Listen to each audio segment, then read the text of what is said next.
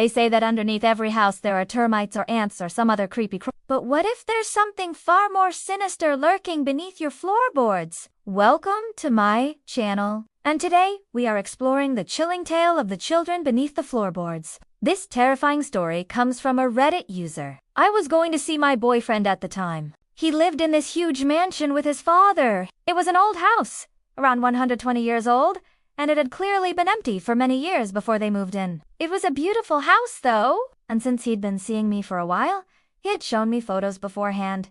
So I knew what to expect. It was love at first sight. As I was driving to his house, I was so excited to finally get to see it in person. As I pulled up, I could see that the place looked abandoned. There were overgrown weeds everywhere, and the paint was literally peeling off the walls. But it was just so big and grand that it didn't look abandoned. It just looked lived in. I couldn't wait to go inside. When his dad opened the door to greet us, he was very friendly and welcoming. We chatted for a few minutes while his son showed me around. It was everything that I expected and more. The furniture was all really old and antique looking, but it was still in really good condition. They had obviously spent a lot of money restoring the house. It was only when we went into the kitchen that things started to get weird. There were these 2 doors at the end of the counter that looked like they had never been opened. They were covered in dust and cobwebs, and I remember thinking how strange it was that they were closed off. "What's behind those doors?" I asked his father. "Oh, that?" he said, waving his hand dismissively. "That's nothing. Just some storage stuff. You can come take a look if you want." I told him that it was fine, and I didn't want to be a bother, but he insisted, saying that he would show me himself. He opened one of the doors, revealing a dark and narrow staircase that led down into the basement. "Why do you have a secret passageway in your kitchen?" I asked. He smiled awkwardly. "It's not a passageway, it's just a dumb waiter. It was used to bring food up from the kitchen in the servants' quarters." He tried to sound convincing, but I wasn't buying it. I got this weird feeling that he was hiding something from me. As we walked through the house, I couldn't shake this feeling that I was being watched. Every time I looked around, I felt like I was being stared at.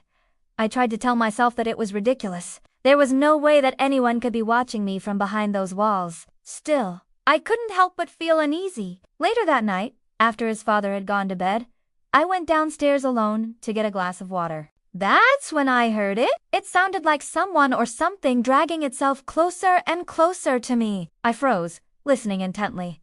Then I heard it again. Whatever it was definitely coming from under the floorboards. I ran out of the room and burst into tears. My boyfriend came running after me, asking what was wrong. I told him what I had heard, but he just laughed it off, telling me that it was probably just a mouse or something. I knew that he was trying to comfort me, but I couldn't help but feel that he didn't believe me.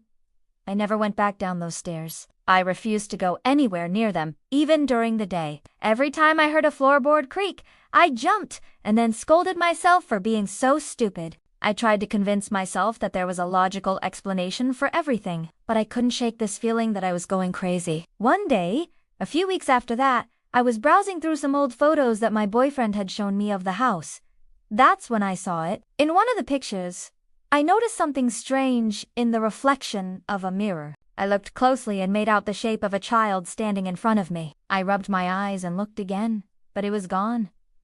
Maybe it was just a trick of the light, I thought, but as I looked through the rest of the photo album, I saw more and more of them. There were children everywhere, peering out from behind furniture, standing in the corners of rooms, even playing in the garden. But how could this be? If there were children living in the house, why hadn't we seen them? Why had his father lied about the stairs? I confronted my boyfriend, showing him the photos and demanding answers.